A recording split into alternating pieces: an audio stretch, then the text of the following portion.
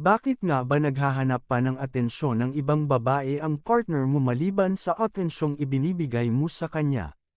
Una, dahil isa siyang polyhero. Sila yung mga lalaking mahilig maglaro sa damdamin ng ibang babae. Hindi naman porke may partner na siya magbabago lang siya kapag ginusto niya. Pangalawa, dahil natutuwa siya sa pakikipaglapit sa kanya ng ibang babae. Pangatlo, dahil hindi siya kontento sa atensyong ibinibigay mo sa kanya. Pang-apat, dahil wala na siyang interes sa iyo at ang dating pagtingin niya sa iyo ay nawala na sa paglipas ng panahon. Pang-lima, dahil nalulungkot siya, magkalayo kasi kayong dalawa. Pang-anim, maaaring naghihiganti siya sa iyo. Pang-pito, dahil nag-enjoy siyang makipaglandian sa ibang babae. Pang-walo, dahil nagbubuhay binata siya at hindi iniisip na may masasaktan sa ginagawa niya.